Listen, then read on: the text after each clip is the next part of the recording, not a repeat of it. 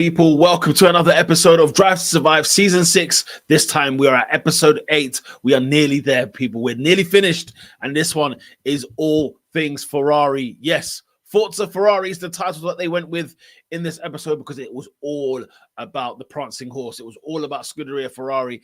And, you know, this was actually a very interesting episode to watch.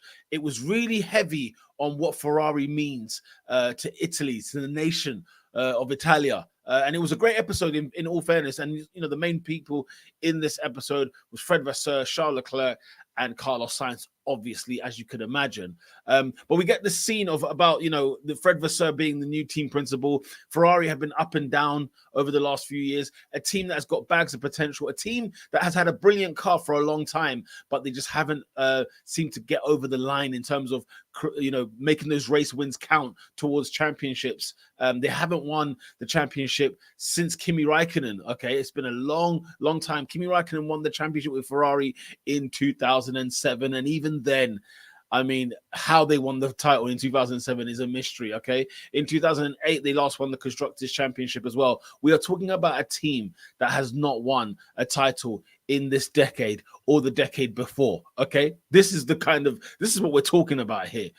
Ferrari is such a great team. When you think about Formula One, you think about Ferrari. When you think about racing, you think about a red car. These are some of the cliche statements, and they're paid their dues. Okay, they are the cliche statements that are needed in order for you to get exactly what Ferrari is all about. Now we get to Fred Vasseur, okay, a brand new team principal, because obviously with what's been going on, Mattia Binotto, who was the former team principal at Ferrari, he just didn't live up to the billing in the end. It was sad to see him go. Don't get me wrong, it was really sad to see him go, but at the end, you know, Ferrari felt like they had to go somewhere else. They had to do some kind of different change. And the way they build up what was Mattia Binotto's team, they built like, they sort of made it seem like, you know, this Ferrari that you know today is all because of Mattia. You know, he has his fingerprints all over it. And now it's time for Fred to come down and basically demolish the blocks a little bit and rebuild and make a proper team out of this with maybe new ideas, some new philosophy. I mean, for a start, this is a Frenchman, okay? Fred Vasseur is French, and he's the Ferrari team principal. So for a Ferrari team principal not to be Italian, that is like huge thing, right? We haven't had that since obviously Jean Todt days and Ross Brawn days, right? So, and that was the last time they really had success, right? So maybe they had to go down this road. It would have been great to see an Italian really fly the flag for Ferrari and for Italy, but they went down with Fred Vasseur, right? He's not your typical Ferrari team principal. He can be serious when he wants to be, but he's a very much more relaxed. He's a very warm kind of person. Like when we were watching this episode, I got to feel like I knew him a little bit more than when he was at Alfa Romeo beforehand. It felt like I got to know him a little bit better. And Fred Vasseur, he's a joker. He doesn't take himself too seriously. But you know, he is a serious individual all at the same time. But yeah, it's one of those where when you look at Ferrari team principals of the past, Fred Vasseur does not fit that mold. And it doesn't mean he shouldn't be the Ferrari team principal. Listen, Ferrari have decided we need to go somewhere different, okay? And molds need to be broken, okay? So it was interesting to see, but the way they kind of built up Fred and the contrast of him being at Ferrari, I like the way that Netflix produced that and put that together. You kind of get this sense and vibe that, yeah, this guy shouldn't be anywhere near this sort of team. So, you know, it's interesting to see. But yeah, they're building up his character though. You know, they kind of take a piece about Vasseur, and they kind of build his character to be somebody who a lot of drivers in the paddock today should owe their careers to. And you see clips of like Valtteri Bottas, you get clips of obviously Charles Leclerc, even Lewis Hamilton. There's people in this, like we're talking people that are, you know, good drivers, well-established drivers in Formula One. You get those kind of things. So, you know, they build him up well. He's worthy to be in this seat. This is a big job. He was the team principal at Alfa Romeo. This is a big job. And for him, it's like, you know, he didn't even really have time to kind of take it in. It was like he got the call up and he responded to the call. And yeah, he obviously has a big task on his hands. Not so they were calling that the team principal job at Ferrari is a poison chalice, okay? Because it's held in high regard. It's held with expectation. It's got so much weight and pressure. And Fred Vasseur, in all honesty, in his first season at Ferrari, he looked like somebody who handled that pressure pretty well. It felt like he kind of set the standard. He was the one that was showing almost what he expects from this Ferrari team, what he expects them to do this season and in seasons to come. So, and they got off to a horrible start to the season. It weren't great. Red Bull cleaning up house, winning race after race after race. Compared to what Ferrari were doing the year prior in 2022, they were winning the first couple of races. The new regulations hit and they nailed them. It seemed like they nailed it really, really well. There was 1-2 finishes, in Bahrain and places like that. And, it kind of ended badly, but you thought they could still build on this, right? But then this last year, it started off really bad and they had a kind of an uphill battle to climb. It's ironic though, they moved the scene onto Monza straight away. We get straight into Monza, and let's be honest, that's probably the most exciting bit that happened for Ferrari most of that time, from Monza kind of onwards. But yeah, we get to Monza, and of course, listen, it's Italy. It's filled with passion. It's filled with atmosphere, excitement, emotion. It's proper good stuff there. What the track means. What the track means to Italian. Ferrari can have a bad season, right? If to any Ferrari fan or Italian fans or people from Italy rather, they can have a bad season, but if there's one thing you do, you win in Monza. If you win in Monza, all sins are forgiven. It's that kind of environment. It's that kind of vibe. So, to win in Monza as a Ferrari driver must be something that is of the next level. No wonder why Lewis Hamilton wants to join Ferrari, right? But then we also get clips of Carlos Sainz's mother, in the car. So they're in this massive. They've got to Monza. I think they're just doing a bit of press and media stuff. And then Carlos's mum is in the car with him as he's driving out in his Ferrari. He's driving out, trying to get away from the fans. And his mum is just taking footage of all the fans. The Tifosi. There's all these sort of fanfare for Carlos Sainz and for Charles Leclerc. And she kind of gets really emotional. She can't believe what she's seeing here. My son is being adored and loved, and there's thousands of them, and they all want to get his signature. They all want to take a picture with him. They want to hug him. They want to do all sorts, right? And I think Carlos Sainz's mum is very much like, wow, this is for my son. Now it's ironic because her husband, Carlos Sainz Senior, right, is a Don Perignon of World Rally Racing. Okay, this is the guy he's also won Dakar as well. He's a 2-time World Rally Championship winner. So the success even on that level, and then the success now as well with her son. Albeit no championships yet, but he's had race wins with Ferrari beforehand, and just to see that embrace and that emotion, and it's she felt really, really emotional. Carlos Sainz, on the other hand, was very much just chilled, cool, relaxed, ice in his veins, proper old school, man. You know what I mean? It's one of those where you kind of looked at it and I was like, man, you know what, Carlos Sainz, man, you've proper grown. He's been in our Formula One screens for years. When you think about his days with Toro Rosso, you think about his days with Renault, McLaren, and now Ferrari, right? It's emotional stuff. The pressure, the passion, the emotion, it's all encompassed in this episode. You really get to feel it from a driver's perspective, from a Ferrari driver's perspective. It's one of those where it can be the drug and the adrenaline, but it can also be what is the battery that wears out a little bit. But anyway, Sainz, people, gets pole position in Monza, right? And he's very much let's just take this moment for now. I got a pole in, and it was a very good qualifying round as well. And he was saying it was his best pole position because he really had to fight hard for it. To go up against Max Verstappen, Charles Leclerc, people like that, it was a big, big moment. With Ferrari the way they had been in the season, to see Ferrari get on pole again, the fans will take that. They will take that all day long. The key was converting the pole into a win. They made a point where if you do not convert poles into wins as a Formula One driver, it's the biggest failure. And you almost think man, where's this? Look at this added pressure, just when you thought there was enough pressure to talk about, when you sort of hear it from that context. I can't remember if it was Claire Williams or if it was Will Buxton or even Danica Patrick as well. But the fact that they mentioned it there, you just thought to yourself, wow, they've added a bit more nuance to the conversation. They added a bit more of understanding. we know that it's not great if you can't win the race after you got pole, but there's so many circumstances that happen. Some cars are better at 1 lap pace and some cars are better at race pace, right? Over the course and distance.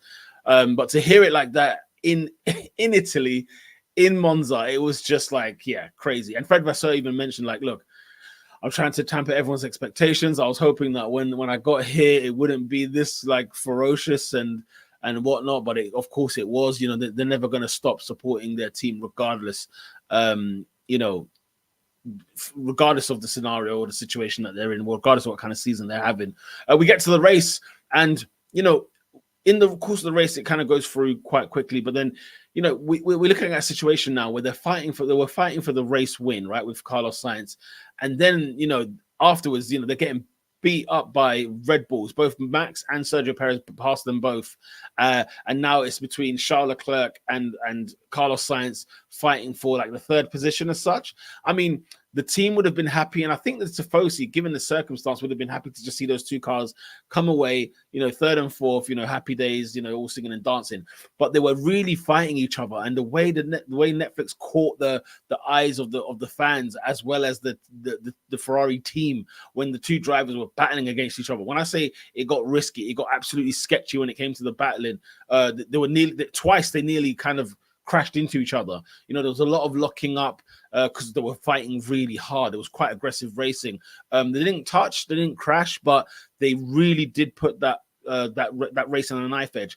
And you saw you were staring down the barrel of these two drivers losing points in a race that was like comfortably a podium and fourth place for them. They were literally going to throw it away, and you could just see the fans were not happy. And you don't even think it at the time, because obviously when you're watching a race weekend, you never get this kind of dynamic. There's so many different avenues that Netflix can play with, where they've got the fans' perspective, they've got the team principal and the staff perspective, they've got the driver's perspective, and mainly we just see it kind of like the driver.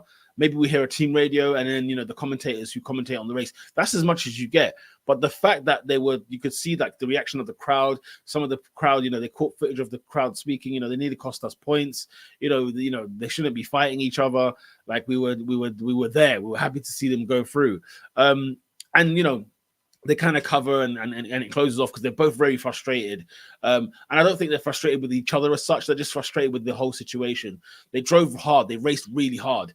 And all that passion and anger and emotion and everything else was all kind of mixed into one. Carlos Sainz ends up getting P3 and he gets on the podium, but you don't really see like any like celebration as such or anything of that nature because the Red Bulls took over and with the 1-2 finish.